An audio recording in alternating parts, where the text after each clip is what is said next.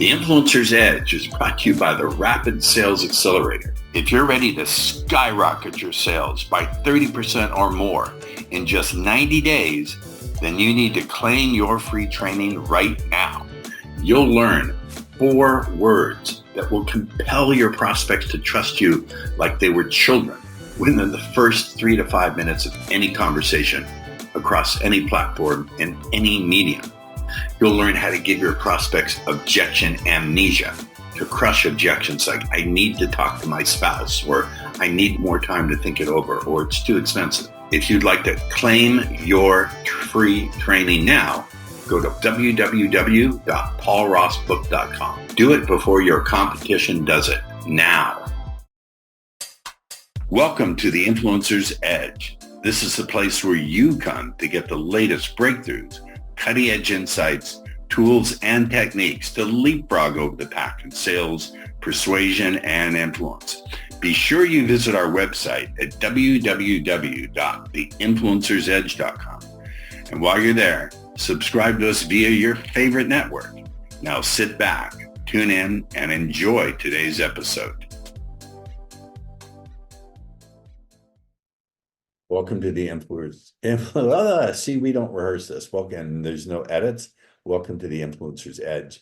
Today is a very special episode because I have with me a fellow expert in the field of the unconscious mind and hypnosis, Stephen Jones. Is it Dr. Stephen Jones? Yes. Okay, Dr. Stephen Jones. Didn't want to take your honorific away from you, sir. So thank you for allowing me the opportunity to correct that.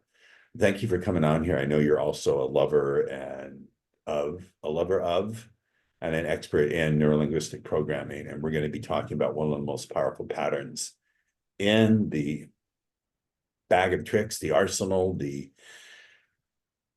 vast library of NLP. So let's dive right in with a brief summary of your rather accomplished biography. All right. So Dr. Jones is a clinical hypnotherapist with over 40 years of experience. I was saying in our green room chat, you got me beat by 5 or 6 years. You've authored 22 books on hypnotherapy. That alone, like 22 books. Let's pause button. How do you have the discipline to write 22 books? Well, I was actually only going to write one book initially, which was a complete guide to hypnosis. But I got some advice that I actually had a number of books.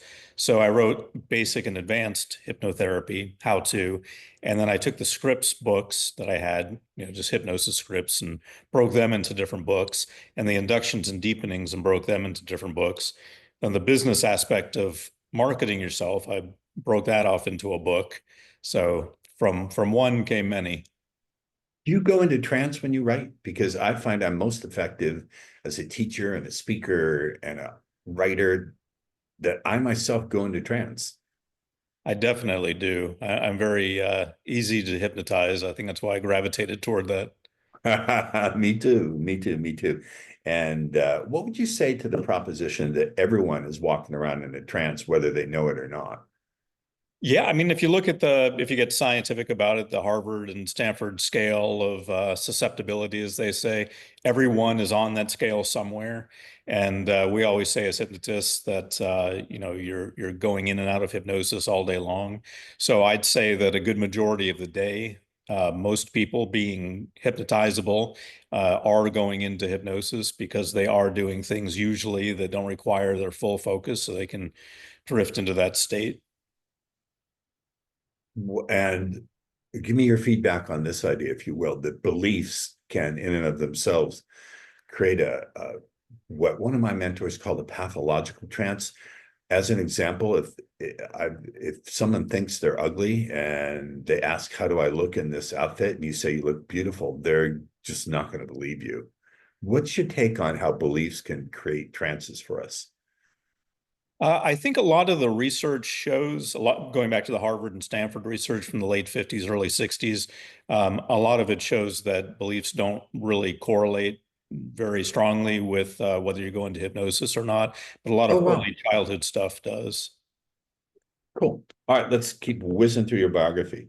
You are the founder of the American Alliance of Hypnotists. That is a wow. That's incredible. I'm blown away, honestly. You have a bachelor's degree in psychology from the University of Florida, as well as a master's and a doctorate in education. And you also studied psychology at the graduate level at Harvard. You need to get a life and stop sitting there on your butt and get some ambition, sir. You've appeared on Dr. Phil. What's that lock? Does that dog hunt? Can you run that flagpole up that tree? What's Dr. Phil like?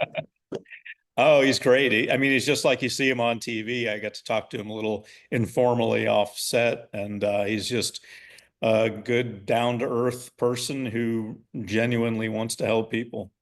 I was on his show, God, when he first was on the air, and now in the late 90s as my other incarnation, Ross Jeffries. I quite enjoyed it. You've been interviewed by Forbes magazine. Wow, wow. You're an accomplished fellow. So today we're going to be talking about NLP and particularly a pattern called the Swish pattern. I was introduced to this very early on. This was created by Richard Bandler. So let's get into it. And first and foremost, let me talk about some of the ideas that your neurology can be altered by your thoughts. Unpack that for us. Why is that important for people to know? Yeah, it's really interesting that you don't necessarily have to take a drug to affect your neurology. You can do the same thing that drugs can do. In fact, it's been found that people who have a fear, for example, of something, if they're exposed to that fear, lizards, snakes, whatever they may be afraid of, and then they're given a beta blocker about an hour later, they the next day don't seem to have that fear anymore. So that's interesting. You're bringing up the idea, bringing up the fear, exposing the beta block, getting them exposed to the beta blocker, which just kind of slows down their physiology, and then they don't have the fear of that anymore. So I think what that is you're just re-encoding the memory in a new way. So we see a lot of things like that in self-help. For example, tapping. I think what that is, you tap different parts of your body as you think about things, right? Right. And I think what that is, you're bringing up the negative thoughts about whatever happened. And there's so much going on that it's difficult to re-encode it as a pure thought anymore with those original emotions. So it's being re-encoded without the emotions. And so a lot of these things work like drugs, and we can do this, without them. I think that's very profound about tapping. I didn't get that. I thought it was just a pattern interrupt. You're so interrupting the pattern of how they think that they can't go back to the pattern, but you just educated me on something. Thank you for that. I'm grateful. One of the things you say here is that being rich can be achieved by changing your thoughts because that leads to changing your actions. If I could introduce a pushback here, I agree with everything you just said. So unpack that, and then I want to give you a pushback. So unpack Okay. what you mean by that. Yeah, well, I'm not saying that you're going to wave a magic wand and suddenly No, make someone rich with no. hypnosis or anything like that. What I'm saying is that if someone's not taking advantage of the opportunities that are already presenting in their lives or going after things that they could because they have the wherewithal, but they don't because they don't feel confident or worthy, then if I can hypnotize them or do something else to get them to start acting on that, they can then have a path to becoming rich. Got it. The only thing I was going to say is I want to give you an example of something as part of a little bit of the challenge. I only do this. I get where you're coming from. I 100% agree.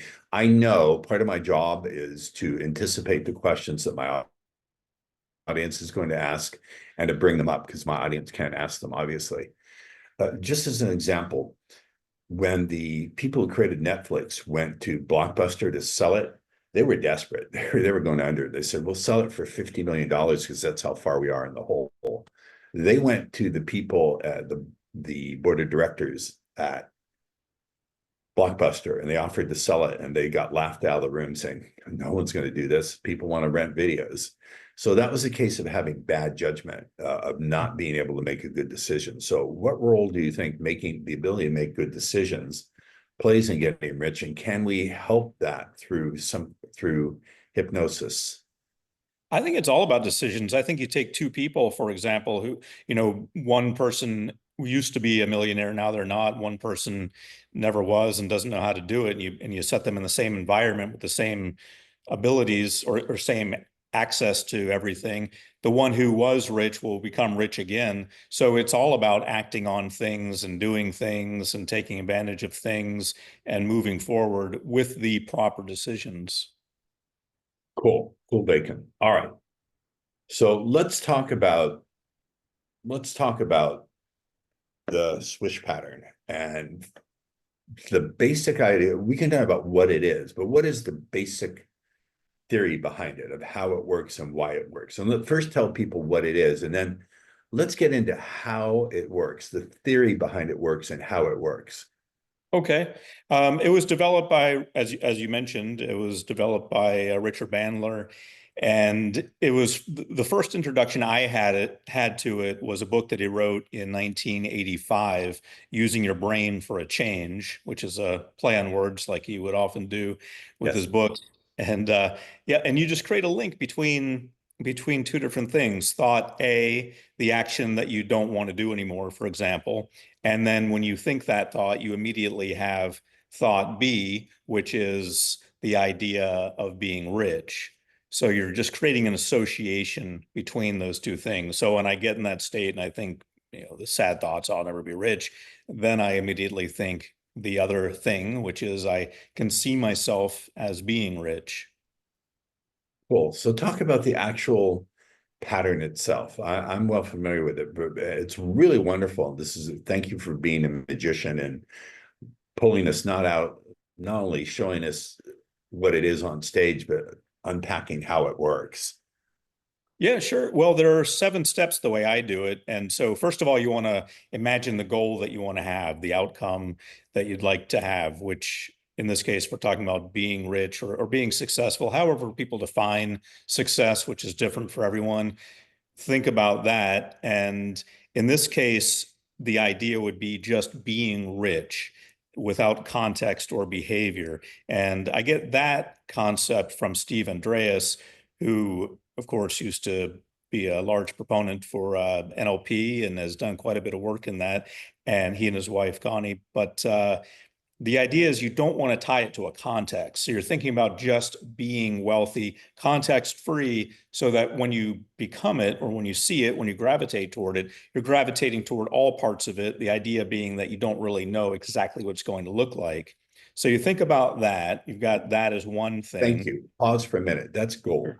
I told you that's gold. Because so many people say you have to imagine having your goal in great detail, smell it, see it, who's around you. And you just spoke a profound truth.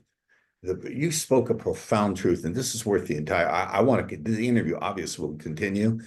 And you just dropped diamond right there. And I want you to unpack it for us, please. That you said, imagine it without context.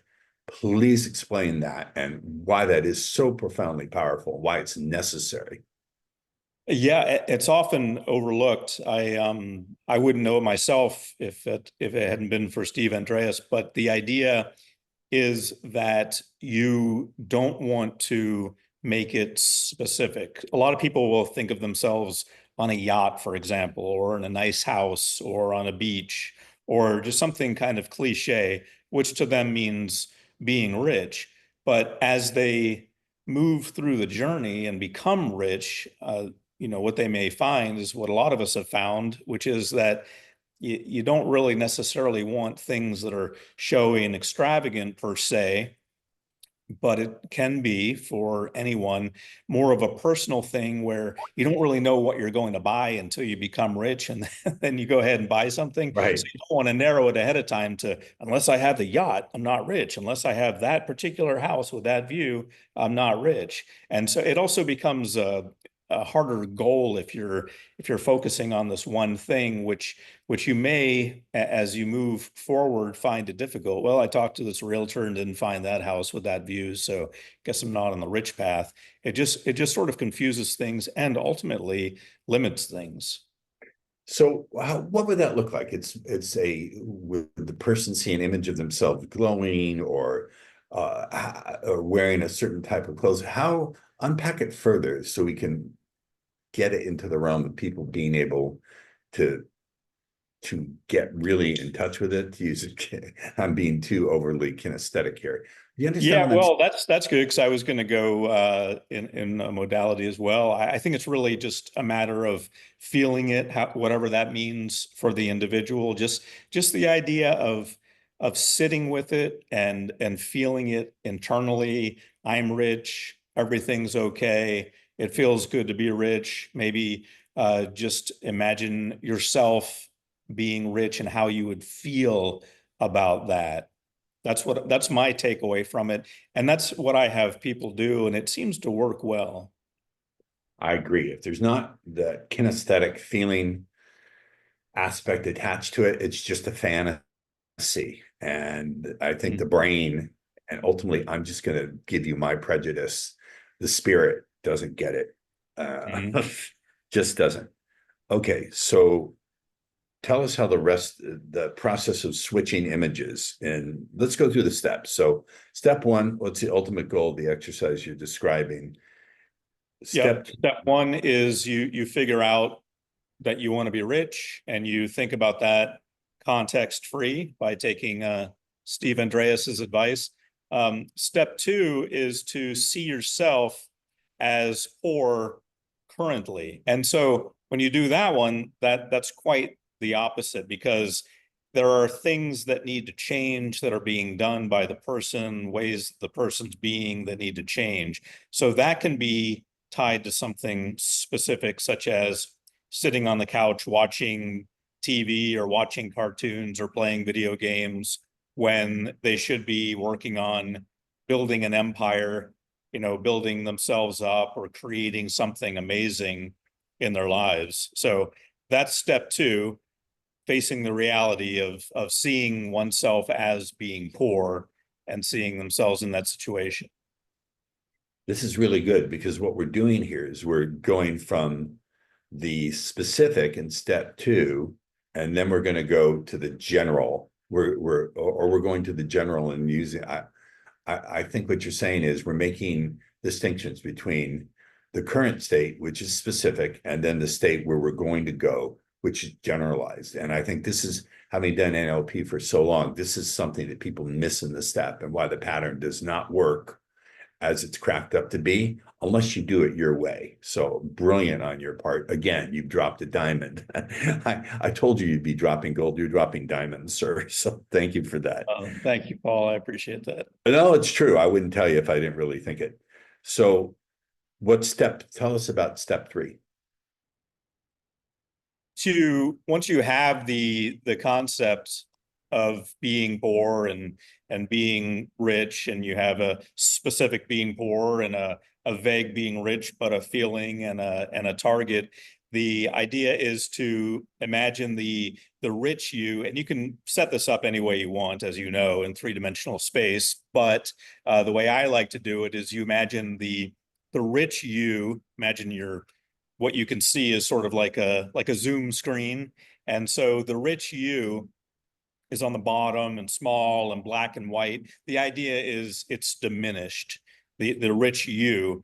And then the poor you, in the next step, step four, the poor you is set up so it's big and bright and at the forefront. You can set it up so one's further back and one's closer up, but I think the simple way to do it is one's above and one's below, one's bigger and bright and full color, and one's black and white. So again, the idea is that the rich you that you want to create, just that idea, that generalized idea, as much as it can be generalized, is on the bottom, small, black and white. The big poor now person is on the top in full color.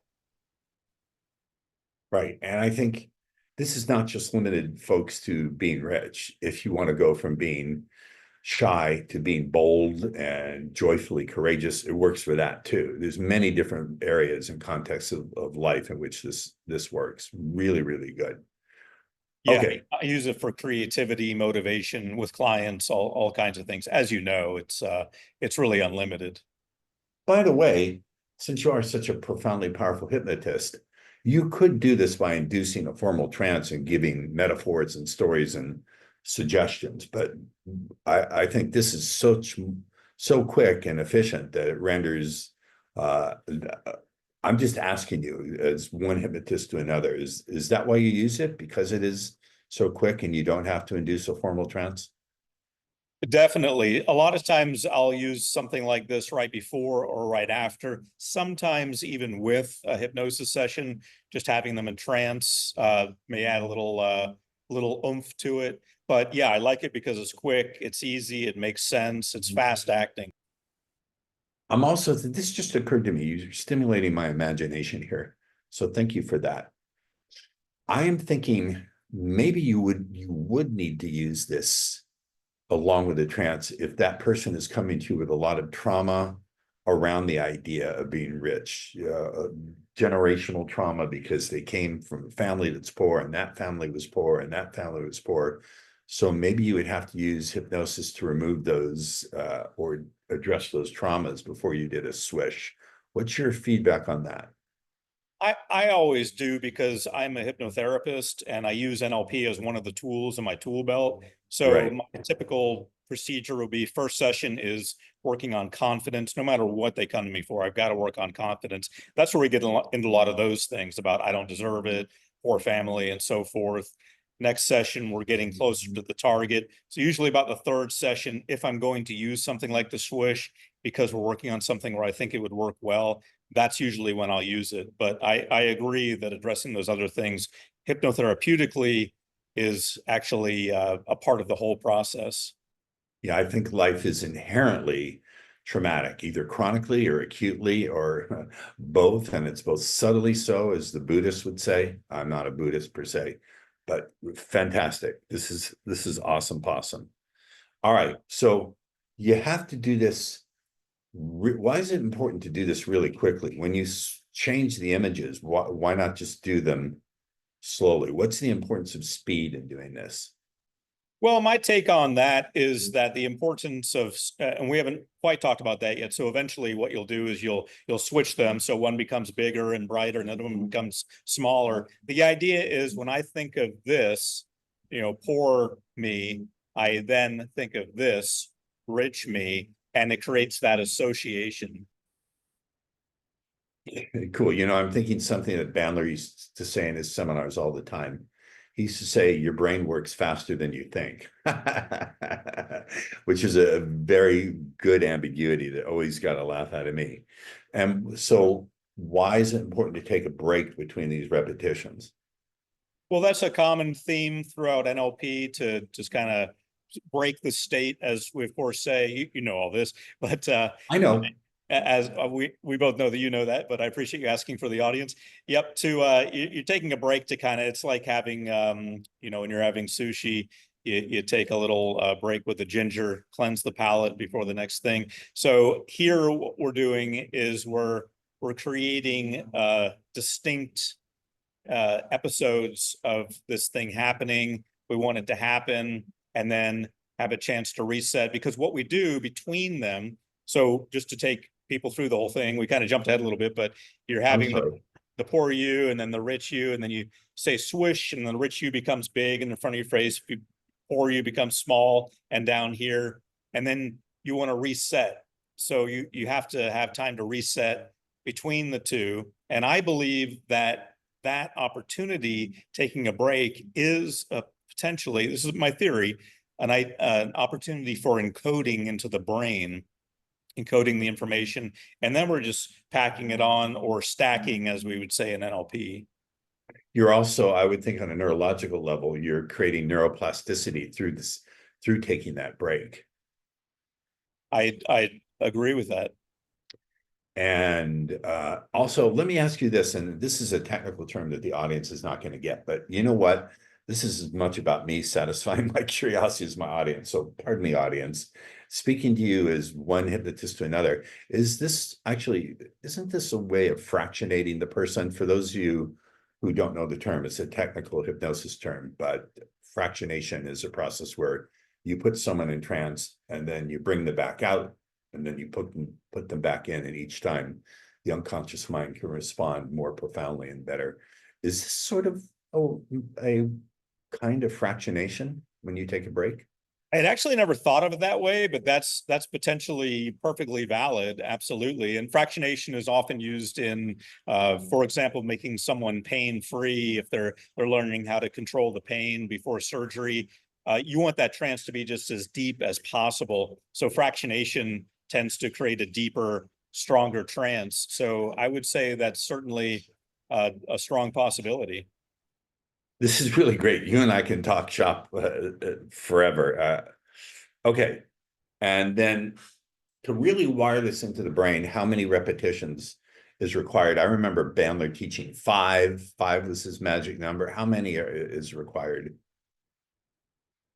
I don't know if there's a magic number, like when we say 21 days to change something. I don't Yeah. know if that number. I'm sure that if you studied a bunch of people, you would find that there's, as with everything else, some sort of bell-shaped curve, or some people just need a little, some people need a lot, and most people are in the middle. So I think between 5 and 10, and the way I teach it and do it is between 5 and 10. You can pretty much tell as you're going along with someone how they're faring in the process, of course, by getting feedback between the repetitions. So I always say and do between 5 and 10. What's been, now that we covered this, I want to ask you this. What has been, tell me about some of your most interesting, let's move off Swish just for a minute. I know it's your jam for today, but you have such a 40 years.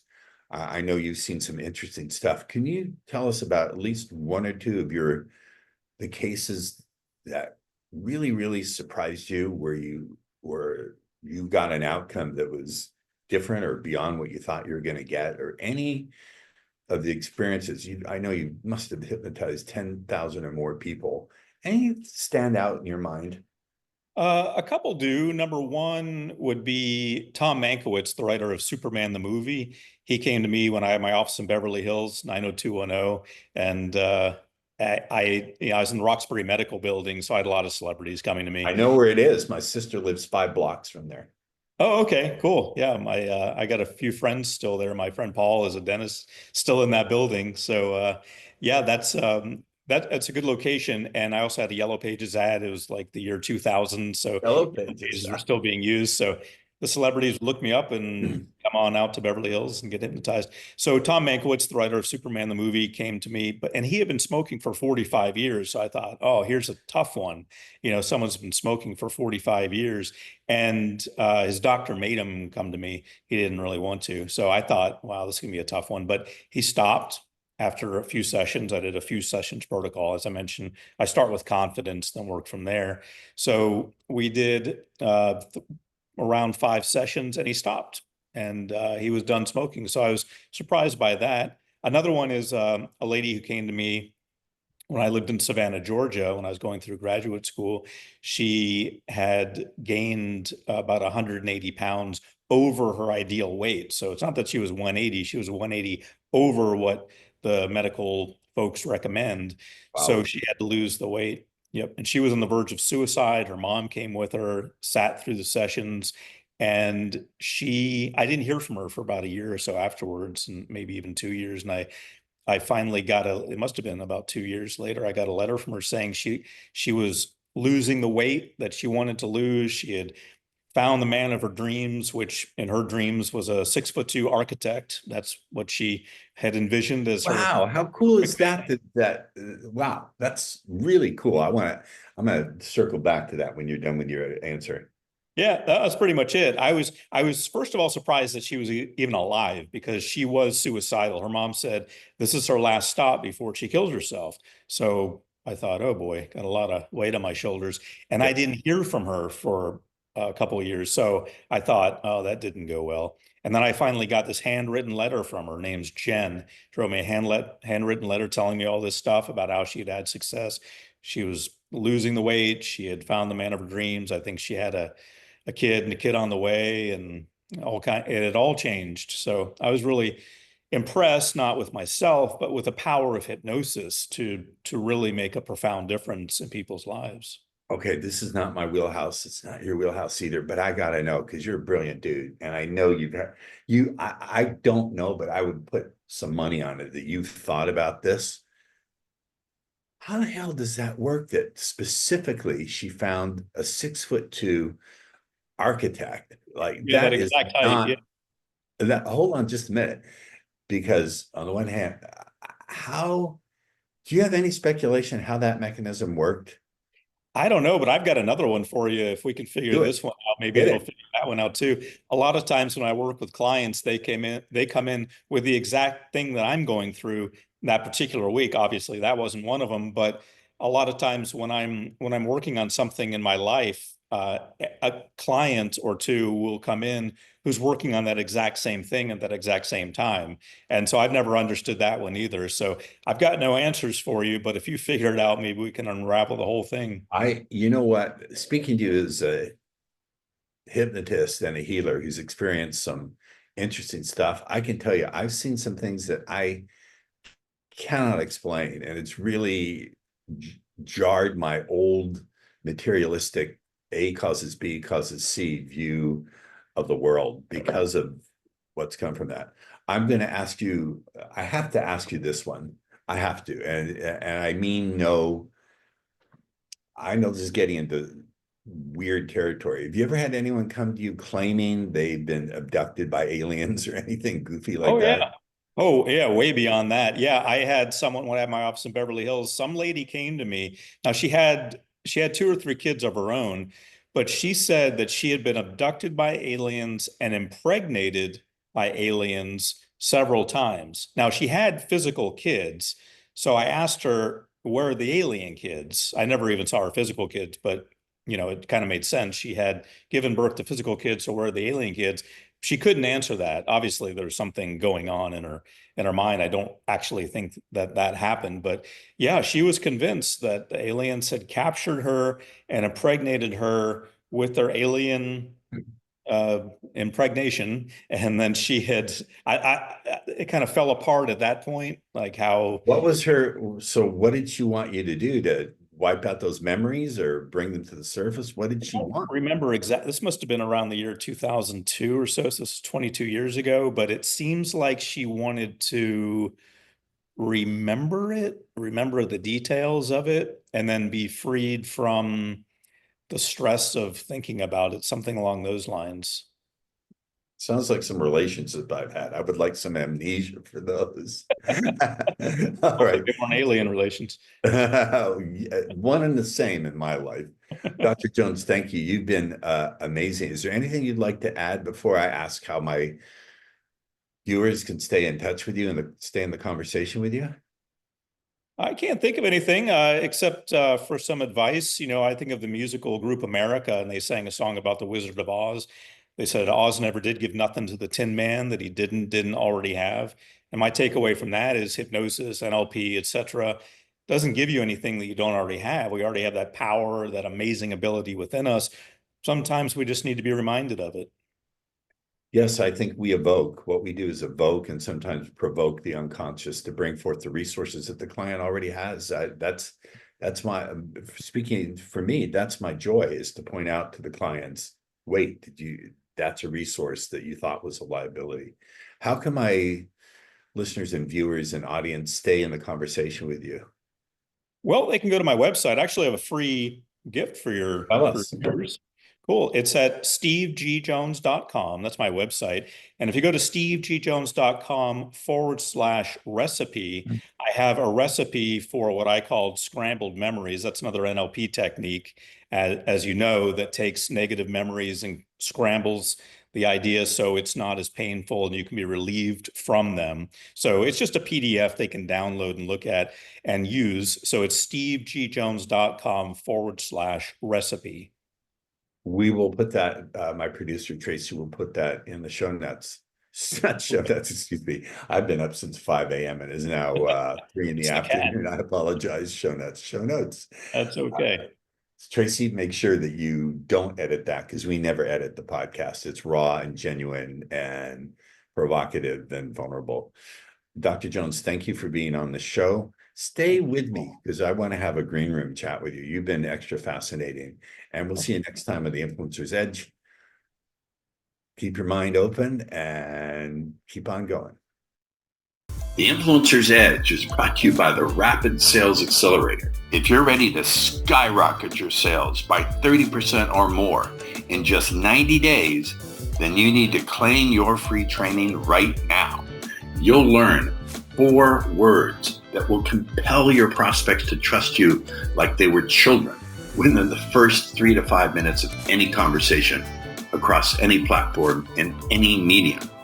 You'll learn how to give your prospects objection amnesia, to crush objections like, I need to talk to my spouse, or I need more time to think it over, or it's too expensive. If you'd like to claim your free training now, go to www.paulrossbook.com. Do it before your competition does it now.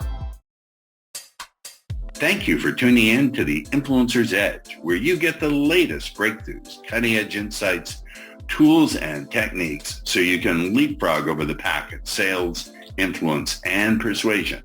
Remember to visit our website at www.theinfluencersedge.com to enjoy even more great episodes like this one.